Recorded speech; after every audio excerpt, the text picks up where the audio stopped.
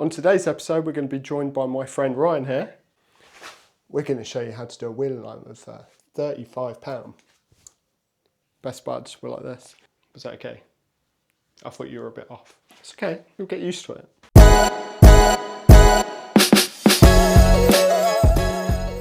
Take two. You're not giving me a lot back. I feel like this is very one way. It's okay. Attention. So I'm sure Ryan here will have some questions along the way. I can't imagine he's done many wheel alignments. But we are going to be using the MR2 today. And we're lucky enough to be filming today with DJ Osmo Action Cam 4, thanks to my good friend James. And the DJ Mic Mini, which is absolutely insanely good. We're going to be using some of China's finest products. What do you think, Ryan? He doesn't really say a lot. I also have a cup of tea in my MR2 mug. I've been to the dentist today, so yeah, right. So bear with me. We have box number one. I'm going to try and unbox this in front of you. Camber gauge. So this bad boy came from eBay. It cost me the entirety of £7 including delivery. So you see it's got a big magnet on the end for sticking to like the caliper or the strut, however you want to do it. And then you have like your adjustment dial to set it. To be fair, it's not bad for £7. What's that? So Ryan was being a bit of a diva, he wanted to be in the shop, so Hollywood. So package two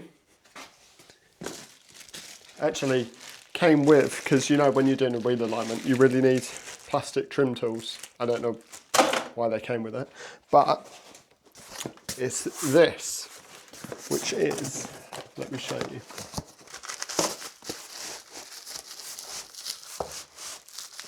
Let's try not to drop any of it. Let's put the box down delicately. Sorry, am I in your way?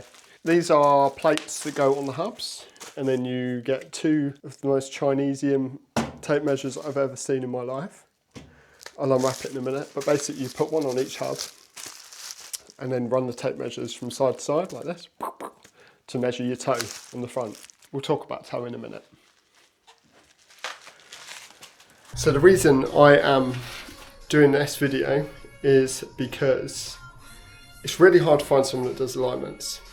Alignments are expensive. Now I'm not saying don't pay for an alignment. No. I personally have never paid for an alignment, so I do not want to pay someone £180. Plus, we're going to be messing around a lot with this car. Things are going to change constantly, and it's pointless me taking it for an alignment, paying all that money, and then like a week later doing something and having to change the alignment again. So this way, I can fix it myself whenever I like, as long as it works. So something else we need to talk about as well with toe. So toe we will discuss in a minute. But with these plates, you cannot work out the relation of front toe to rear. So what you'd usually do when you have an alignment is you measure your toe across the front, and then you have bars on the back. You need them to be even on both sides, otherwise the steering wheel won't be straight. But first of all, let me just go around, measure all four corners, and then come back and I'll let you know what they were. And hopefully it's a case of just taking the wheels off, changing the toe because we've had a new rack, setting up camber. Another thing, I can't do caster with this setup. So caster is how far forward or back the wheel is, the strut is. I can't do it with this, but that's why I'm not paying a huge amount of money. So check back in a minute. If you enjoy the channel and you want to help support us, please buy a sticker or a t-shirt from the link below. Okay, so I've been round all four corners and measured. So I have 2.5 degrees of camber on the front, right this side, 1.25 that side, and then I've got 4 and 4.5 degrees on the back, which is way too much. So the way we do this is you click it onto the disc, and then you've got a spirit level on the right hand side here, which you turn until it's level, and then take the reading. So it's real hard for me to show you here.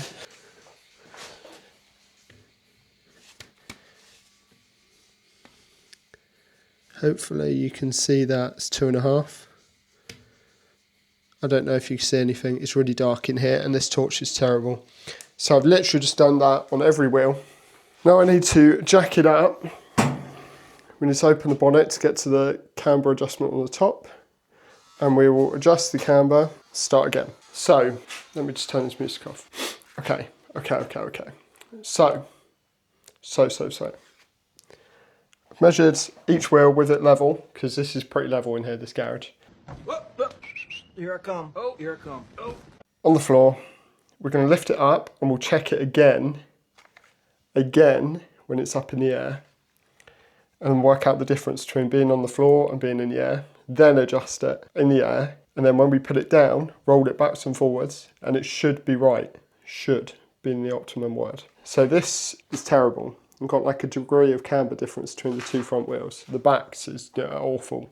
It's way out of the back. The toe is also out, which I know, but we'll get the camber sorted first, then we'll do the toe afterwards. Get the bonnet open. Oh, it's locked in it, because you know, why not? Why wouldn't it be locked? I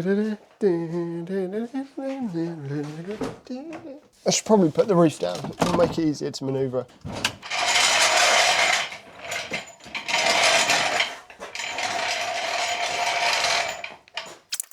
So we're up in the air now, it's reading 3.5, which means it's added a degree of camber. So you can do a bit of maths and work out what we need to do to get it between what it is now in the air and what it needs to be. With it up now, you'll be able to see that we adjust the camber using these bolts here. Inside here, the EDFC motor is a little bit in the way, but we can work with that. So now you can see it's gone up, 3.5, it's level. So I just need to get an Allen key, adjust that, and watch it come in to the desired angle. So we need to loosen these 4 top bolts, and you should be able to push the strut back. I've got extra caster. I've got my top mounts a different way around to what you normally would. And lock them off. Check what it is down here. So if maths is correct, that should be right now. A few moments later. Maths is correct. So that side's done. So I forgot to say when we were doing this is, we've got this all jacked up, checking blah, blah, blah. Make sure when you're doing all these adjustments that the steering wheel is straight. If it is not straight, you'll mess up all your alignment settings. Also make sure your tyre pressures are right as well before doing any of this. So this side is done. I'm probably going to blur out, I apologise, but I'll blur out my new settings because they are not for people to know, but for me. So this will be blurred, so I apologise. You can look at the befores, but not the after. This side is done. Let's do that side now. The rears are going to be a bit awkward because of the camber bolts, because I've got to take the wheels off. Ooh. This is really wrong with him behind me. I've had a few issues, which I will show you now. So I can't get enough camber on the front the way I had the top mounts. So the top mounts were this way to give me more caster. That doesn't work because the EDFC motor then wedges up on here. Hopefully it's not been doing that when I'm driving, because I did check it. But so I've had to drop it down, twist the top mounts around, and then have them normal. They slide that way instead of that way. I literally couldn't get enough camber for what I need. So that's that. Basically what I'm doing is this. There's the gauge on the floor. I'm then lifting it up, working the difference between it, and then adding it on here, dropping it down, checking it. A quick tip, let me get the torch. If you can't get enough camber, they have these, oh, I'm having a frickin' seizure with this light. They have secondary holes. So what you do is you jack it up, take the bolts out, and then move them across to allow you to go further over, which is what I'm going to have to do on this top mount.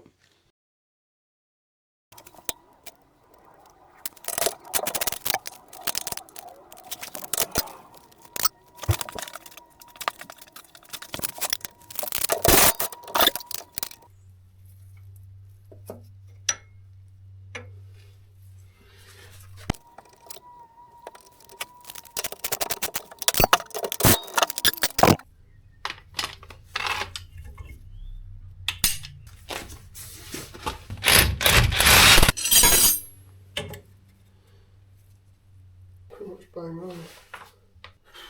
So I think the camber's done. What do you think? You've not really been any help at all. I think the camber's done. It's been a pain in the arse, let me show you.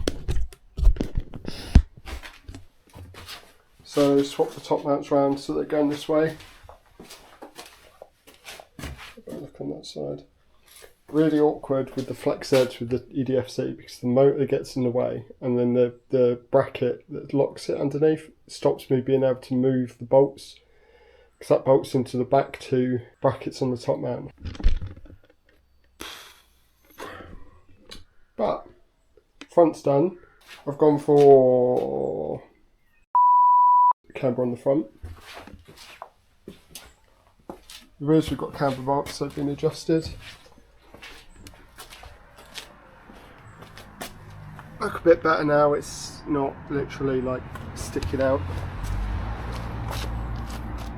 Gone for on the back. Now we're going to sort the toe out because that side is definitely toe in on. But the new plates need to be ground because they don't fit under the hub. So I'm going to go and grind this and then jack this up, put it on stance and join me again when we show you how to do toe.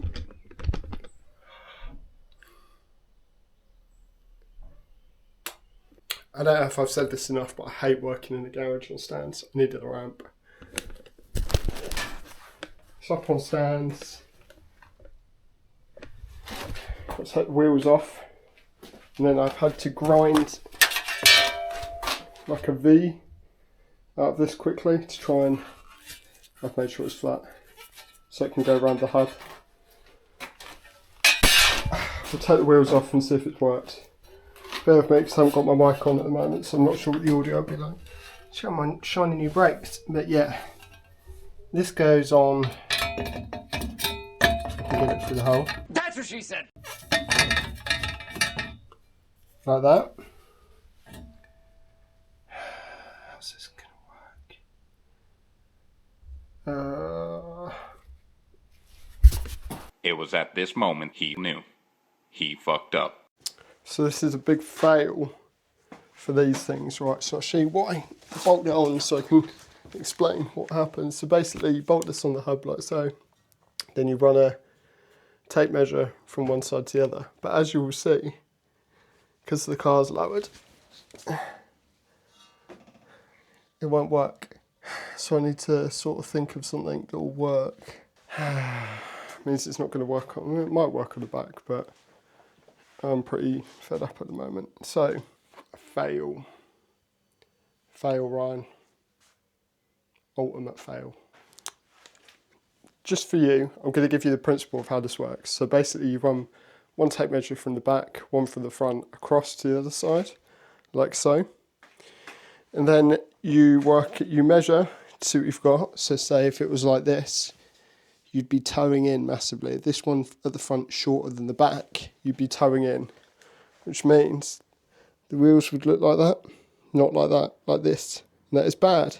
If it was the other way around, they'd be towing out, like that, not like that. Essentially, that's all you're doing. I thought it would be nice and easy, but I didn't really think about the fact that this is stupid. What we can do now, right? Well, what say except that has been an epic fail today. Epic fail. The camber's sort of set up, it's better than it was. I had to mess around with the top mounts to make them go the right way. Not convinced that it's going to drive nicer. I can't check the toe because the toe thingy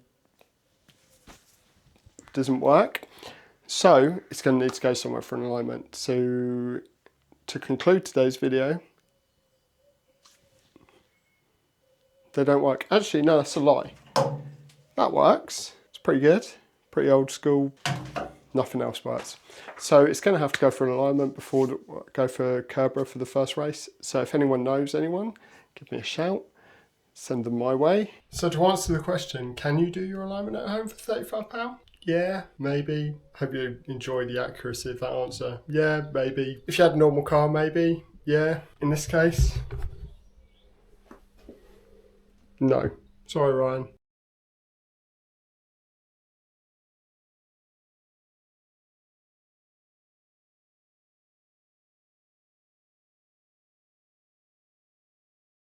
Okay, bye. For more videos here, to subscribe here. Bye Ryan.